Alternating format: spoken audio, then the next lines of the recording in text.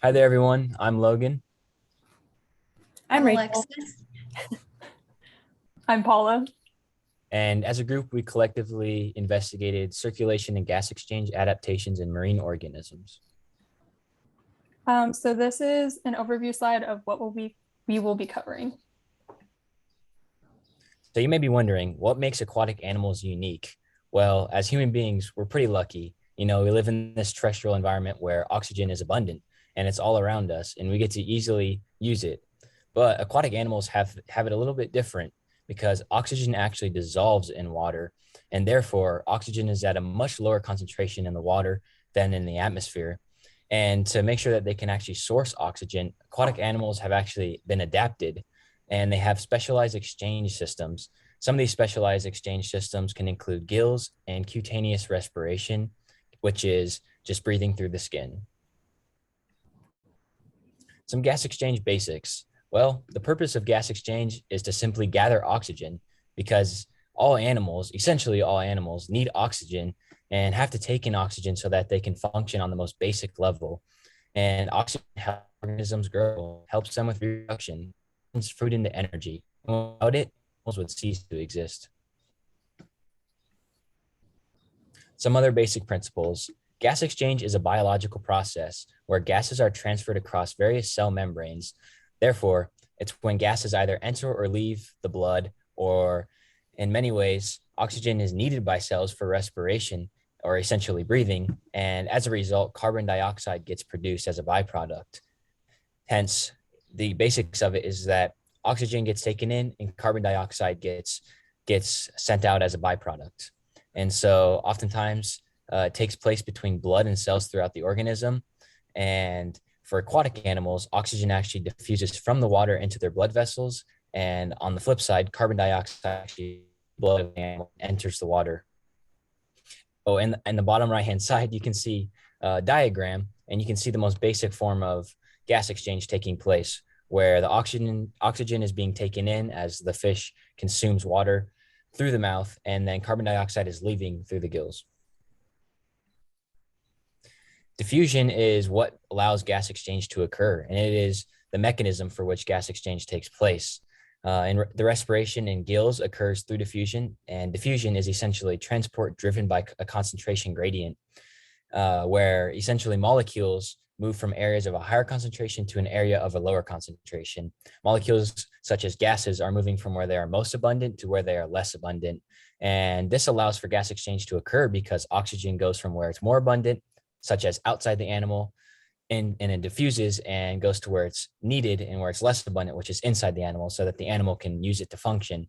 This can be seen on the diagram down below, where on the left-hand side, you have a ton of gas molecules or molecules in general. And on the right-hand side, you don't have many molecules. But after time, on the left-hand side, you can see that the same amount of molecules are on the right as well, because after a while, diffusion occurs across that membrane or whatever it is in the center, whatever the medium is. And after a while, you eventually have the same amount of molecules on the left and the right, which this is essentially how diffusion works.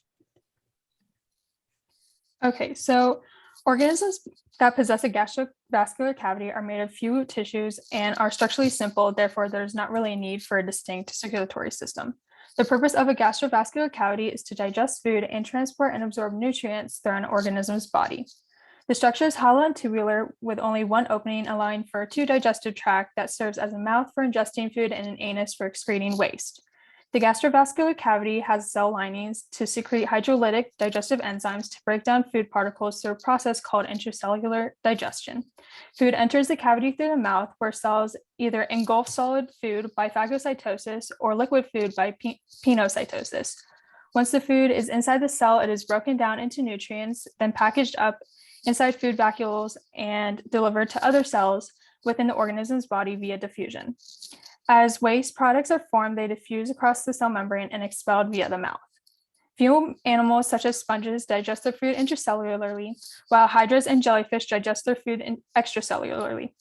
When organisms undergo extracellular digestion, food is broken down outside of the body. An application of this would be hydras capturing prey with their tentacles to stuff it through into their mouth and into the gastrovascular cavity. As shown in the image, the yellow part in both the hydra, which is on the left, and the jellyfish, which is on the right, represent the gastrovascular cavity with two germ layers known as the endoderm and the ectoderm. And the mouth is also shown on the two organisms as well. And to quickly add, the presence of the two germ layers influences the development and organization of tissues and organs in the species. The circulatory system in fish is described as being a pool of blood in which is low in pressure, low in red cell content, absent from muscle tissues, associated with both inner and outer surfaces of the body, including the gills, and a volume that approaches or exceeds that of the primary circulation.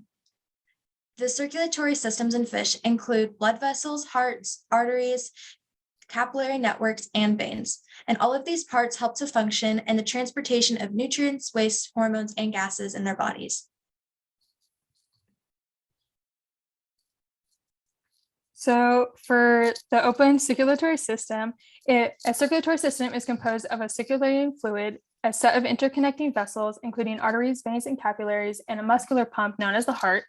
The system connects the fluid that surrounds the cell with organs that exchange gases, absorb nutrients, and dispose of waste. The open circulatory system is defined as a circulatory system in which fluid called hemolymph bathes the tissues and organs directly, and there is no distinction between the circulating fluid and the interstitial fluid. On one hand, contracting the heart pumps hemolymph through the circulatory vessels into the interconnected sinuses, which are spaces surrounding the organs. And with the sinuses, the hemolymph and body cells exchange gases and other chemicals. On the other hand, relaxing the heart draws hemolymph back through the pores or ostia, which have valves that close when the heart contracts. Body movements periodically squeeze the sinuses, helping to circulate the hemolymph.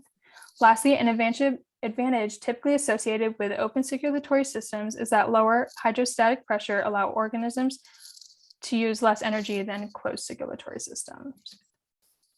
For closed circulatory systems, they are defined as a circulatory system in which blood is confined to vessels and is kept separate from interstitial fluid. Annelids, cephalids, including squids and octopus, all vertebrates, and some invertebrates possess a closed circulatory system. The system circulates blood unidirectionally, meaning in one direction from the heart around the body and then back to the heart.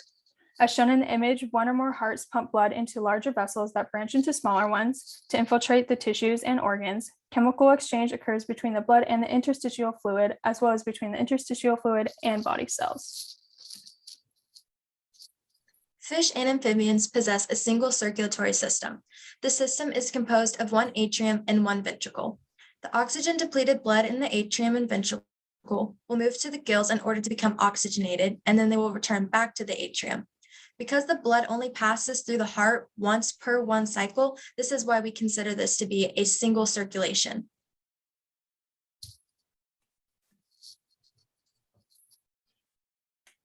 Marine mammals have a double circulatory system. In this system, the heart is composed of four parts: the left atrium, the right atrium, the left ventricle, and the right ventricle. The systemic circulation involves the left ventricle and the right atrium. The systemic circulation is responsible for taking the oxygen-rich blood from the heart and pumping it throughout the rest of the body. It will then bring the oxygen-depleted blood from the body back to the heart. The oxygen-depleted blood that was brought back to the heart is then taken to the lungs to become oxygenated before returning to the heart again. The pulmonary circulation is responsible for this last task, and it involves the right ventricle and the left atrium.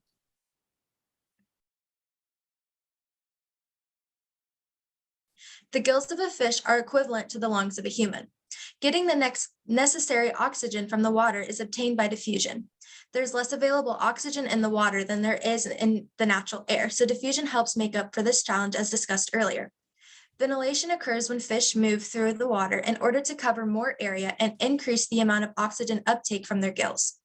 The countercurrent exchange is the mechanism by which aquatic animals are able to take in more oxygen from the water due to the opposite direction of blood flow and water flow across the gills.